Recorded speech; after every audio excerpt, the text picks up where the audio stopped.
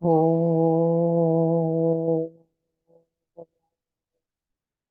Om Sahana Vavatu Sahano Punaktu Sahaviryam Karavavahe Tejasvinavaditamastu Mavit Vishavahe. Om Shanti Shanti Shanti.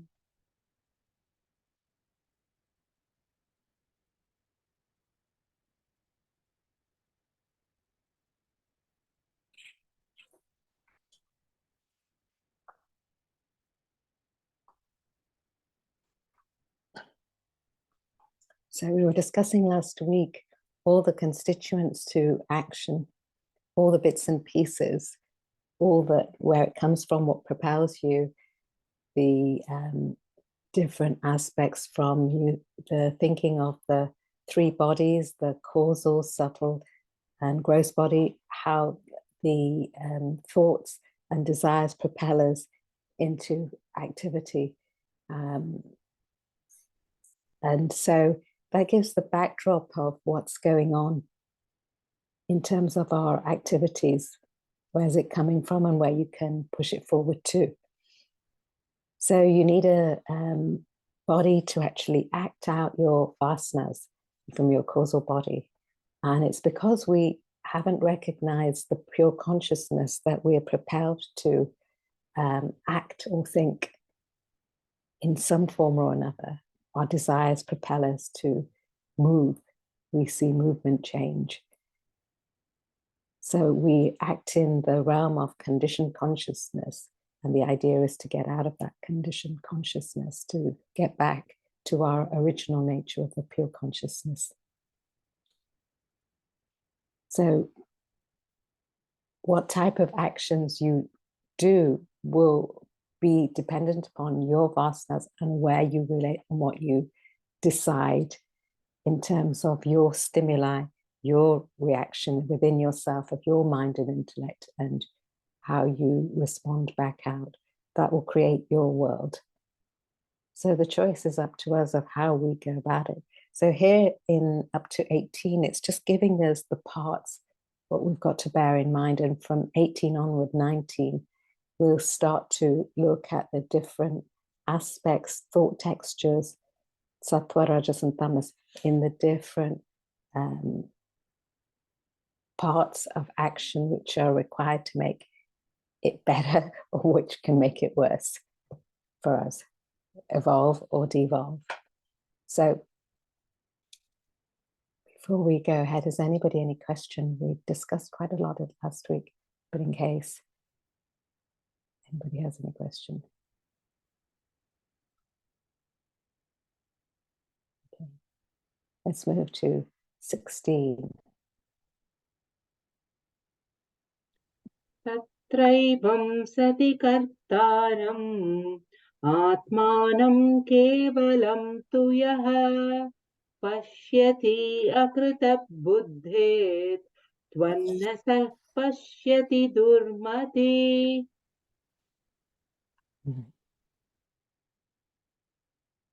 Rama, if you could read the verse.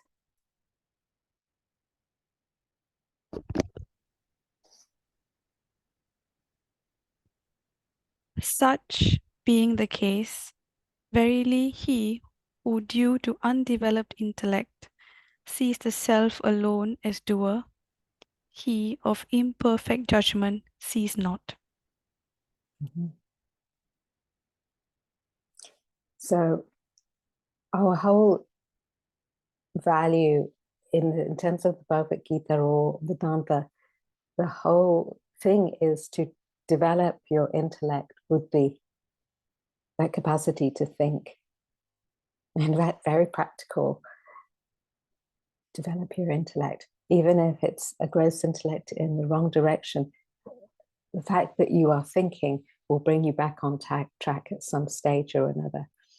So here is saying, due to an undeveloped intellect, we see the self, a Godhead, Atman, Brahman, Spirit, as that which is doing it all. So we can attribute blame or praise. And in many religious parlances, people say, oh, God will do this, or God did this, that's great, or some disaster happens. Why did God create that? Why did they enable that? Etc. So here it's pointing out that you can't blame, you can't praise. It has nothing to do with it. You've got to take your own responsibility. You can't say all of a sudden that the petrol or the electric in the car has made you have a crash or made you drive safely. You can't attribute it to the thing which is enabling. It doesn't make sense. So if it were to be attributed to this self, this Godhead in us, if all things, actions, whatever, are to be attributed there, then if you just take one look at our world and all the things going on, it's a little bit of a mess. So I wouldn't want to be looking at this Godhead or self within me if this is what it's creating. So it's full of suffering and sorrow currently. So it's about developing your intellect here. It's putting forward in a way that you make informed decisions in the bigger picture, or even if it's very mundane towards your own small enclave, but it's to expand it out. And when you develop gross intellect, it's towards your relationship with the world. When you develop the subtle intellect, it's that spiritual aspect, which is universal, which is projecting you out of the opposites of change and allowing you actually to relate in your world much better. So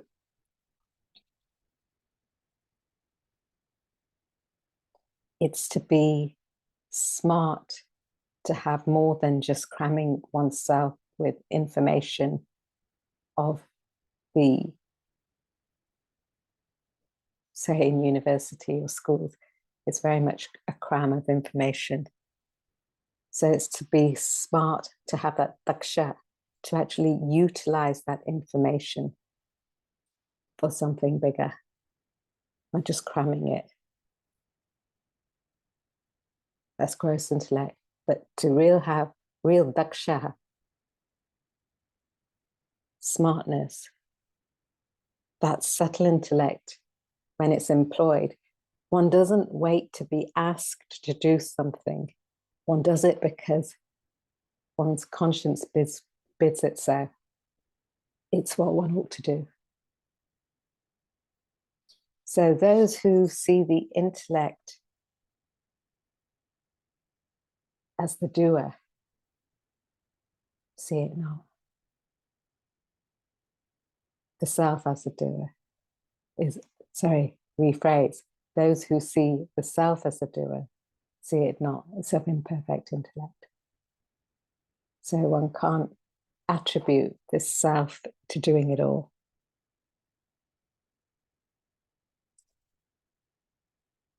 When one dissolves the ego, which we should discuss a little bit, the self appears.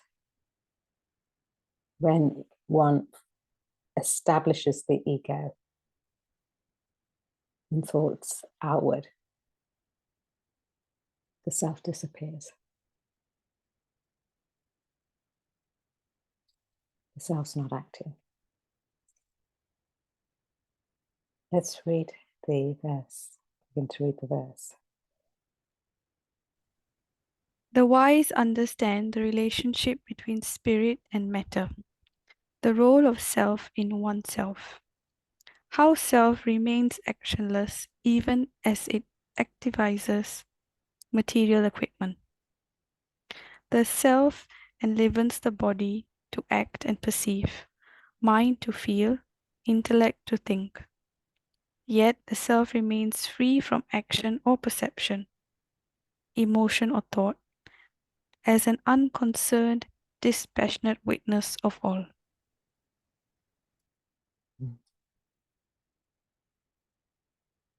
So it's that it's got nothing to do with anything that we do. So we can't make it responsible. So we've got to take our own responsibility.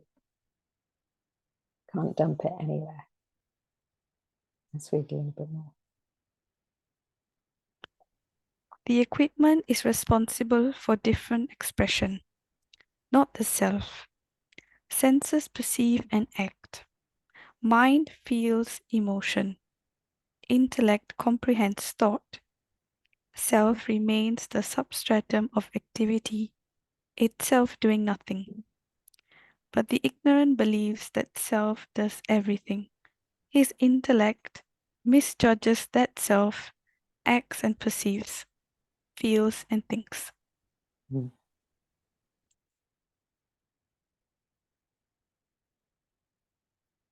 So just putting it back to you, or when are the times when you think that the self or God is doing everything? Does that occur? When do we sometimes attribute that? And where do we see that happening?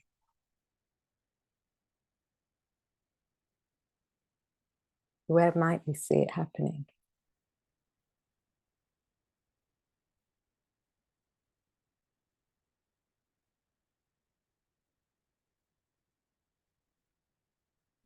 Sorry, was the question, when do people mistakenly attribute the self? Yes. Yeah.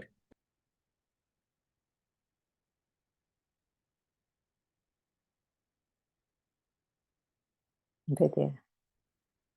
And they don't want to take responsibility for their decisions, or when they are in denial of cause and effect, the choices that a human being makes. So if somebody's going through a tragedy or a downhill experience in life, one would say, oh, why God is doing this to me? Like, it's God's way of, punishing me and things like that. But that's because there's an absence of intellect there. One is not able to, reflect, do the manana to say, okay, how did this come about? And trace the origins of where was the choice that I made that then translated into the effect that is here and now. That discrimination of thought and action is absent. So it's very convenient, isn't it? Because God's not going to come and challenge us. Nobody's going to come and challenge us. We just blame it on him and then say he's responsible for everything. But the corollary to this is when somebody is going through success in life, there are lots of humanity who are very humble and attributed to the greater team and everything else beyond them. But very often it's human tendency to say, I succeeded, I won, I did this. And that's the monkey mind that keeps jumping up and down. So it just contradicts itself. On one side, it says the bad things are because of God, the good things are because I did it. Vice versa. So, anybody else? What sort of scenarios?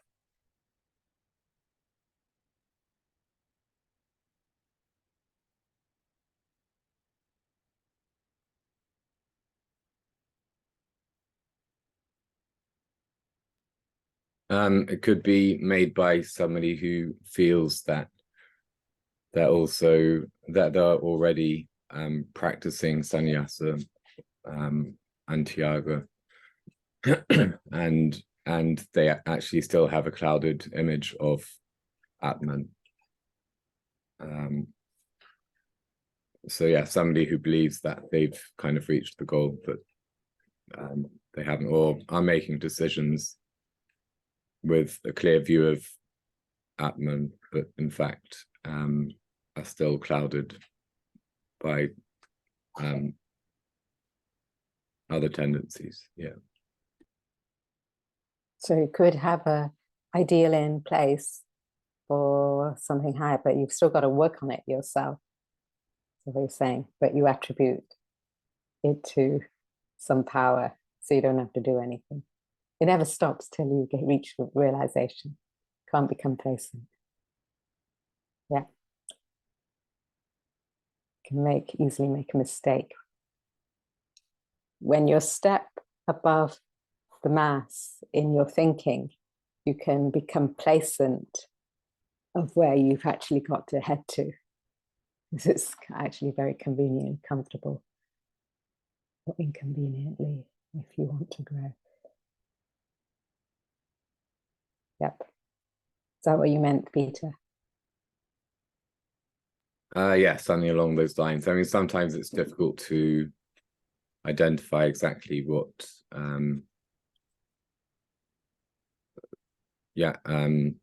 Tyaga is, and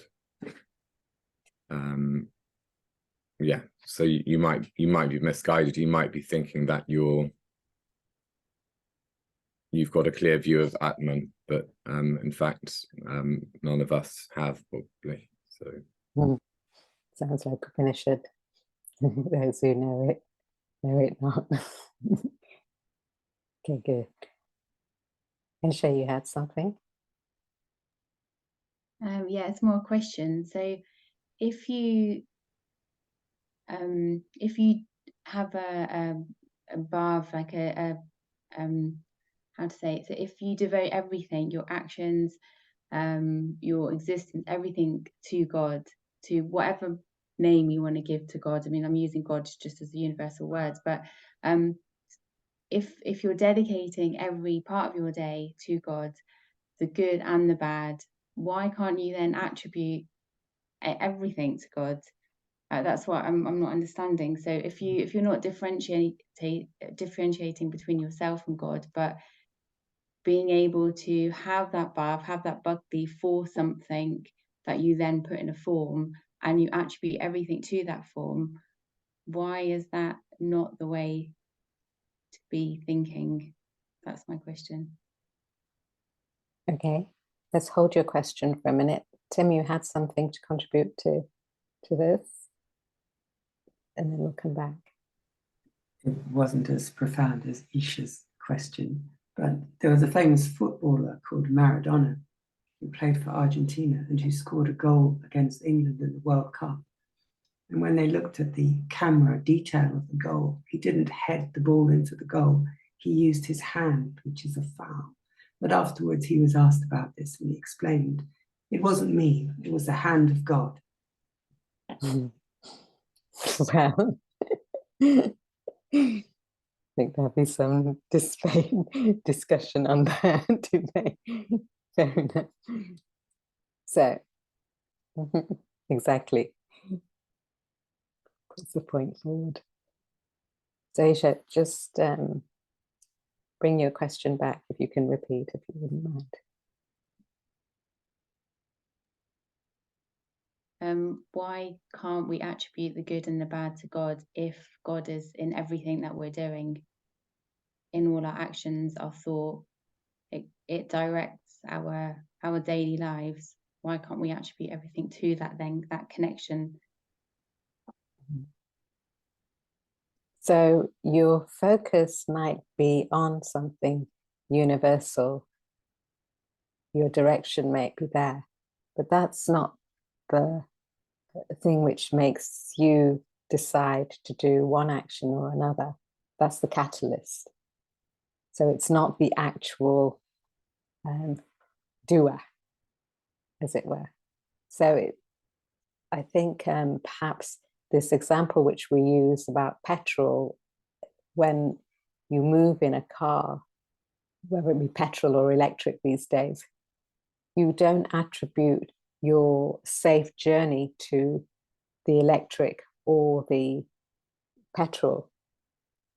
You attribute it to you taking that course of action yourself and driving safely and dodging any other cars if there were along the road. So your capacity to reason, think logically, and maneuver yourself, so it's gone well. And so if there's an accident on that road, if you're involved in that accident, you can't attribute it and say it was bad petrol, bad electricity. It's just neutral. But without it, you can't do anything. So when you begin to attribute your activities, good or bad, to something which is, you're making it responsible for what you've chosen to do. So you can't do that. It actually makes you complacent to some degree. So it's actually saying, it's attributing it to something which doesn't do anything. It's not in the finite realm, as it were. But yet every aspect is backing every aspect. And we want to get to that backing. So what we can do, instead of getting involved in our activities, we can act as a sakshibal, witness. So even us, relatively speaking, when something bad happens, the trick is not to actually condemn or blame, but just to actually understand the cause and effects which have brought it to that. Or something good happens, is to understand it, go through it, enjoy it, or maybe you feel there's a suffering there, but you're not actually involved in it. And that's what keeps you out of getting tied up with all the bonds of life which hold you static. They don't allow you to weigh down. So if we attribute everything in our thoughts to something higher, you can do that, but you are responsible for your activities. That gives you an objective perspective and direction.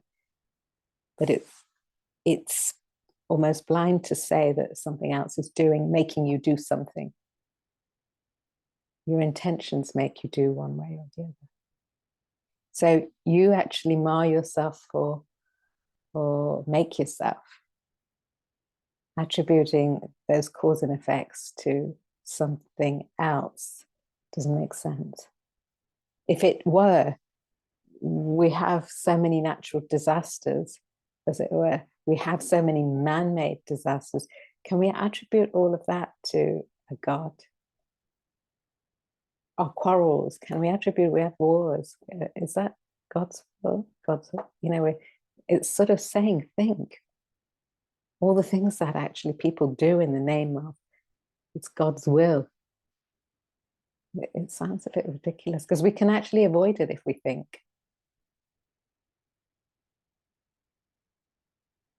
But it seems a bit passive. So there's nothing wrong in attributing your actions to somewhere higher. It gives you a universal perspective, and it actually helps you dissolve the lower values. But to make this Godhead, this self, this universal principle responsible for your activities, it doesn't make sense.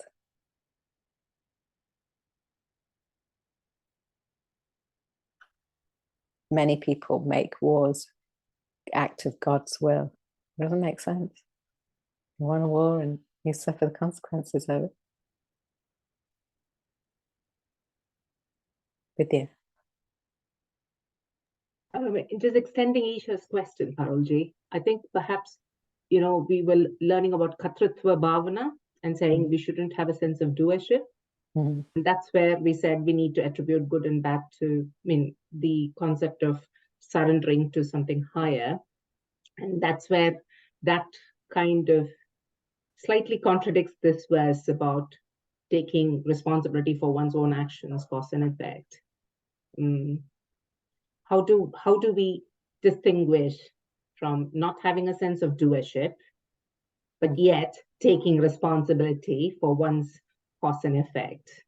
Mm-hmm. The concept of the play of our vasanas being the originator of action, so on and so forth.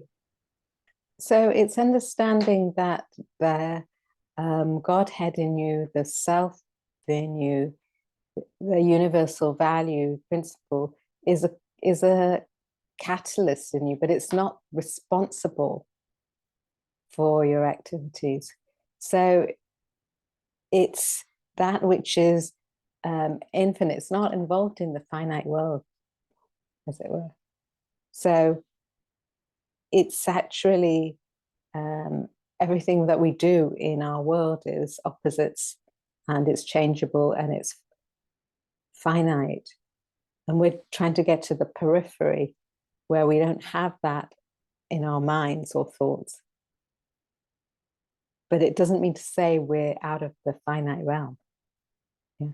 So how do we make the distinction when we are devotional and attributing everything to something higher? It's to remind ourselves we're attributing to something higher, but it's not responsible for what we choose to do. And only when you become it is it one and the same thing. And in actual fact, the goods and bads don't matter then, because there are no goods and bads. They're just there are no cause and effects, in fact, out of that status of opposites, that infinite state. There's no goods, bads. So we're refining ourselves to see that bigger picture, as it were. So there's no harm to direct yourselves devotionally to something high. In fact, yes, that's what we're encouraged to think, something universal, but it's not responsible for what we do. We're responsible. We make or mar ourselves. We make that choice. Nothing else, nobody else does. In the worst of scenarios, you can choose to be pessimistic or optimistic. It really doesn't matter. They're just opposites when you see it from an objective point of view.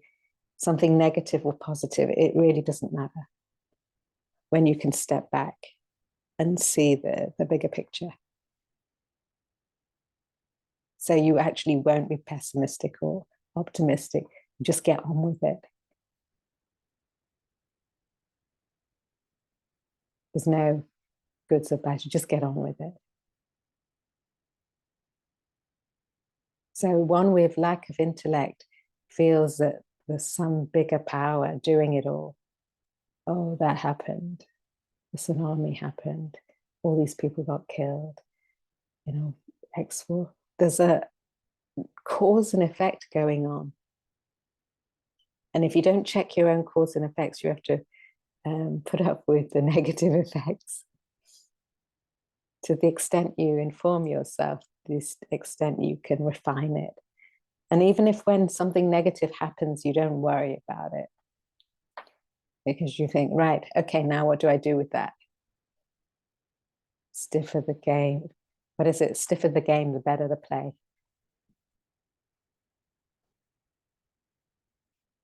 So it doesn't contradict. You can actually place your thoughts on something higher, but they're not that higher isn't responsible for your actions. The petrol is not responsible for a crash or a safe journey. But without it, you're going nowhere in your car. If that makes sense.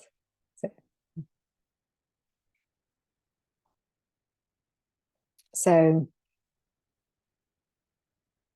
what your question is, have I done what I ought to do? That's what your question is. Got to be all in the day. Have I done what I can do? If not, I've got to think about what I've got to do. You make or mar yourself.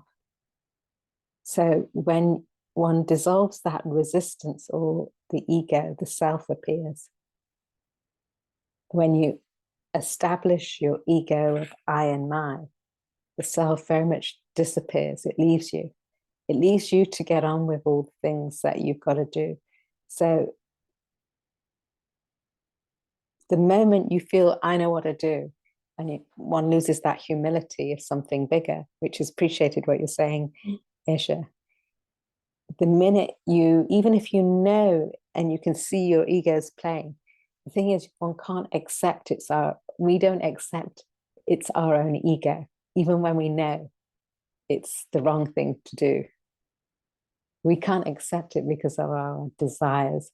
So the minute we can demolish it, one gets taken care of. You demolish it. It's not complacency.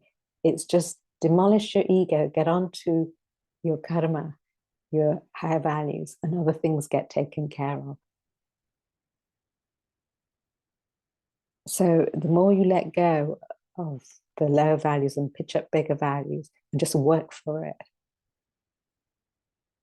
you let go of that hurry and worry. You let go. You mentally withdraw yourself and you get onto the action. So any body without that I and my, that kartritra bhavana, that ego, even temporarily, lets go of it, they're looked after.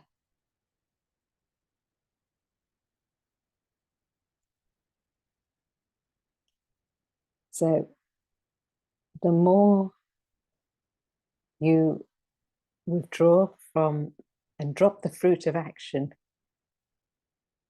the more successful you are.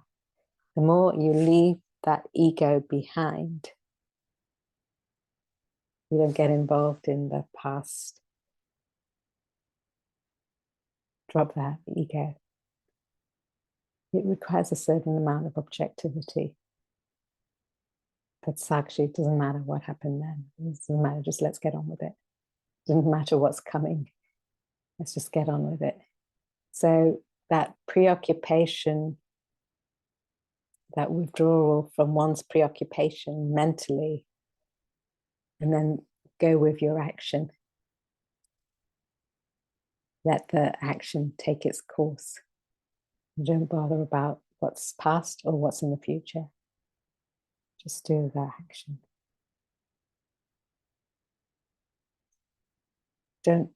Nobody's responsible but yourself.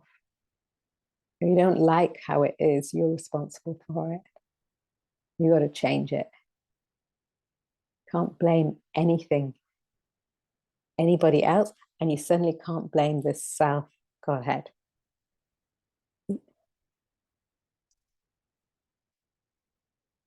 Something's not quite right.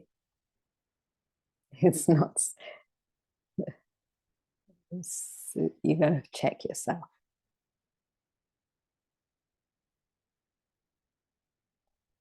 Let's go. Let's read the next part. Guru. Probably you were just talking about ego and something just reminded me. I'd heard about an interesting commentary about ego and God. In some place, they said ego and God, both of them really have this letter go in common. Go being probably the journey, inward journey. If the word go actually is prefixed with the E, then the D will never really appear towards the end. So they say if the ego is there, then the God realization would never happen. Resistance. Yeah. Just little remember. little analogy, keep in your mind. So you remember. So if the same analogy, if the cloud is covering the sun, you don't see the sun, but the sun is always there. So our job is to remove this cloud, and the sun is revealed to you. Not because it wasn't there, it's just because it's revealed to you because you can see it. So your job is to get rid of the cloud. But the sun's enabling it. So but it's not responsible for it. You can deepen that cloud, make it blacker if you want, that ego.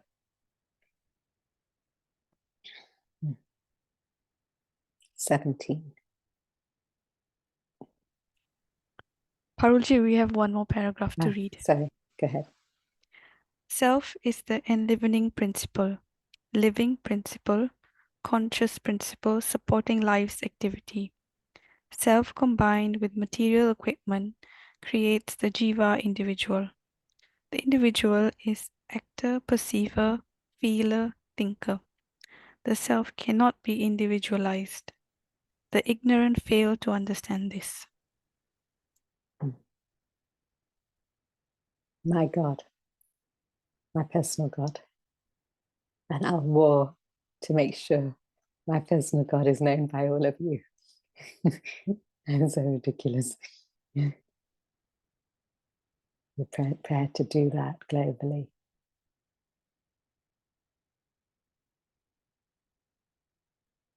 Constant battles going on in the name of religion. Nothing religious about it. It's all about mine's better. If one is to be religious, one joins with all.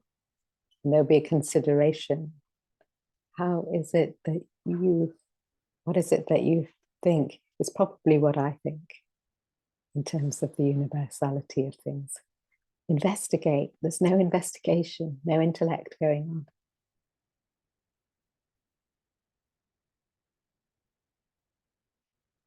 My ego. So if you decide to do it yourself and enforce that I and my, then you're left to your own devices. If you decide to look at it from a different perspective, it's not I and my. You drop that, Jordu. You look at something more universal. As Isha, you were saying, it's just not making it responsible. It's heading your thoughts. It's like saying the sun is responsible for the cloud. It's just enabling the cloud. If the cloud is disintegrated, the sun will shine fast. We're just masking it, that's all. But the idea is to dissolve one's ego and to use the intellect to do it. To get to the self.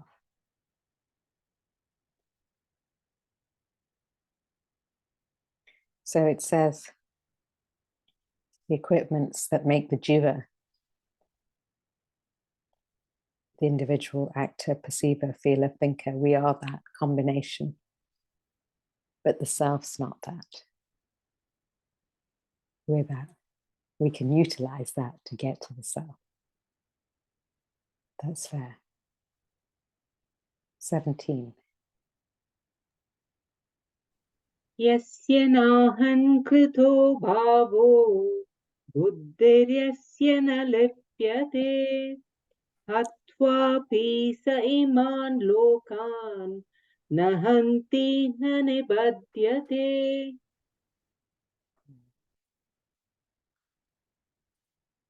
Guru, if you could read the verse. Yeah. Verse 17. Free from egoistic notion, he whose intellect is not tainted, even by killing these people he kills not, is not bound. Mm-hmm. So is essentially saying, if you're free from ego, whatever you do, you're not bound by it. But the thing which you got to remember, the prefix is, if you are free from ego, you can't just go around killing people, you know, or things. There's a prerequisite there. If you're free from ego, that free from ego means that resistance to the whole So anything that one may do isn't going to then bound you. You're not with that doership. So your focus is not on the goods and bads. It's just to do what you ought to do, that obligation. So even if you're killing, you're not accountable. So when might you not be accountable if you were exercising that? At the moment, he's talking to Arjuna, and Arjuna's a soldier, a warrior. So his swadharmic nature is to kill. So he's talking to Arjuna. So it doesn't mean to say we should all go back and we won't be bound. It depends on your predicament and the scenario. So if you've got no egocentric desires and you work for an ideal, then whatever you do is in line with that ideal, then you're not bound. So the highest ideal being of realizing yourself, if that's your focus and you're going on that route, you're not gathering vasanas. You're not bound, even if it's killing. So he's talking to Arjuna, who's the warrior. It could be in a different scenario. You could be, in the example, practical example of a surgeon. A surgeon may cut you, open you up, and the individual may die on the operating table, but they're not responsible for the death if they've done their optimum. They're not bound by that. You can't blame the surgeon if something goes wrong there and they've done their optimum. You know, people might want to, but the reality is that surgeon won't be collecting vasanas as well. They're objective to it. They understood this is what happened. They're not crying about it later, as it were. So when you're working for a higher ideal, not bound by it, you might be the ambassador of your company, or you might be the ambassador of your country or your cause.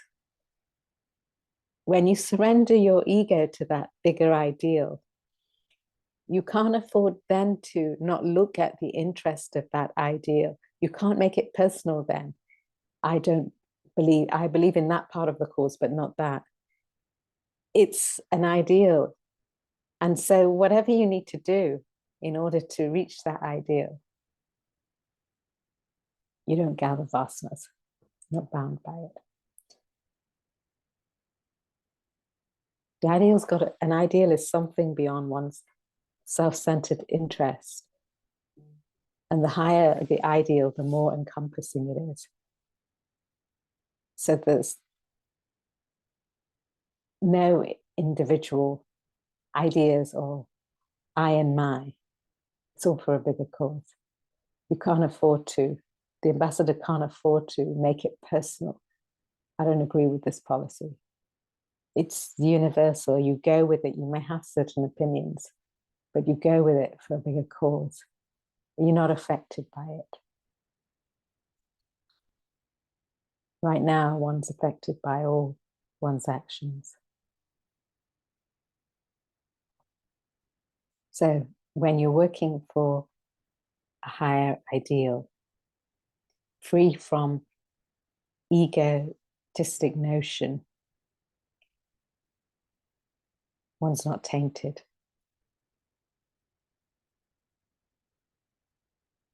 At the moment, the ideal might be I and myself. So you've got to expand your ideal beyond I and my. Maybe your family, it's still quite self-centered. It's just your family. I work for my family, my salary, my benefits. You expand it to your society. What are you doing for your society? Expand it, the center of that identification. Don't have a boundary. What am I doing for my country, my people around? What am I doing for the whole of the world or the universe? How am I falling in sync with everything? So what are you working for is really important. Such a person's not gathering more vasanas. Free from egotistic notion. So the problem is when you bring in I and my interest in a project, my interest in my family, all the disturbances come along then. I don't think that's right. See, in every scenario, there's ups and downs.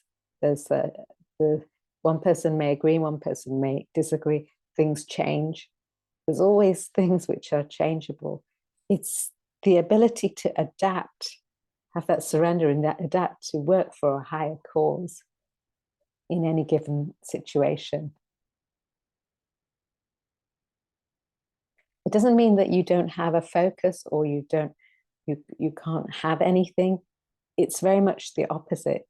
There is a strong purpose and focus for an overall universal picture. It's not possessive. There's a strong direction. You can have anything you want in order to go with that. But the minute it's you're finished off. It can't be mera. It's got to be tera. The attitude's got to be of service. It's always got to be of service. The culture of when somebody comes to you, it's theirs. Whatever you have is theirs. That culture, that feeling of you come to my house, it's your house. What can I do for you in every scenario? That capacity gives you peace of mind. Understanding constantly that one's looking for peace really is dependent on the dissolution of one's ego, keeping that objective stance. So when you work for Loka Sangraha, what's that? Anybody remember that? What do we mean by Loka Sangraha? Anybody know? For the greater good of the world. For the greater good. So maybe you don't get there properly, some aspects, but when your attitude is working for the greater good, you put in all your efforts for that purpose. You find that wherever you go is my home, my village, my town, my country. You don't have those segregations. You feel it's all yours. So in actual fact, it's theirs as well. Yours and theirs. It doesn't make any difference. So you're not bound by any of it. You don't create more vasanas. You don't have that self-centeredness, kartrita bhavana. Free from egoism, even killing. You know, there could be a scenario where you're put in a position where you have to do aggressive actions in order to save the mass. Are you in that capacity to be able to do it? Is the thing that one must build oneself on. The example was given once that it was in Australia that somebody, and it's happened many a times, you see it, somebody goes into a restaurant and shoots everybody. And one person had a gun and shot that person who was killing everybody. That capacity and conviction to do it, thinking, never mind how anybody or society will deal with me, I've got to do the right thing here. You have that stamina or assertiveness, aggressive good to do it. Is when you're resolving your ego, you're not concerned with should I, shouldn't I, is it good, is bad, what anybody else will think, is it mine? You just got to do it. So that stamina of intellect to be able to pursue a cause of universal value.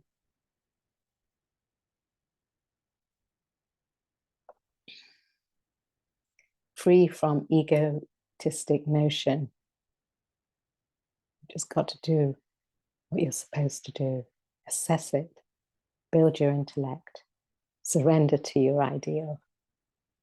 It doesn't matter if it goes wrong or right, just do it. If nobody's coming where you do it. It's not anybody else's business what you've got to do. You've got to do it there. Go. Well, this kind of corroborates with the earlier, chapters of, karma yoga and other verses where I think we have heard about discharging your obligated duties with a sense of detachment. It looks like, I think, this last chapter seems to be more of an essence of whatever that has been taught, and then trying to actually put it in the context of what Arjuna needs to be aware of. He being probably a warrior, I think a specific message to him, I mean, internal message to us as well, based on, I think, all the foundations that has been laid so far in the other chapters. I'm just thinking aloud here. He's going to repeat it forever. You go to this scripture or another one saying the same. It's the fact that we don't get it. I keep repeating it. We get it. We would have well long gone before chapter 3. So we don't get it. So yes, this is talking about the constituents of action. Arjuna's a warrior. The whole Bhagavad Gita is designed for a person of action. It's the last chapter. Is giving us all the bits to action that we've got to do. Hopefully, if we've learned from before, we'll make it easier on ourselves of how we devise this. It's going to give us from 19 sattva, rajas, tamas. It's nowhere so comprehensively laid. All the sattva, rajas, and tamas bits to action. All we got to do, how we can tell where we're going wrong or right with ourselves and check it. Yes, perhaps it's a summary of the aspect of action.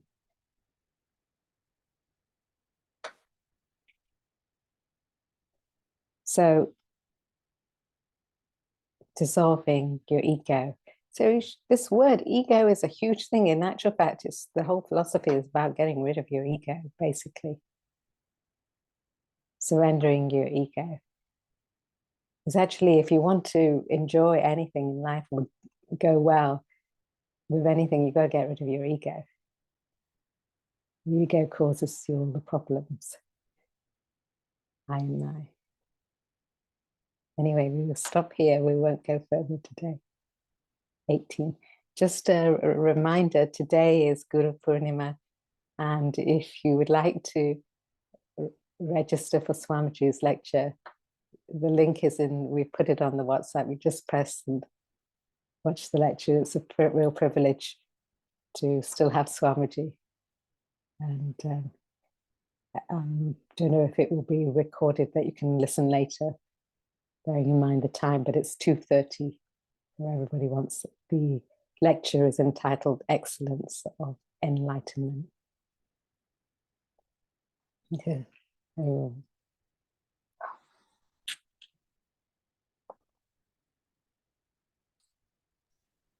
Thank you. Yeah.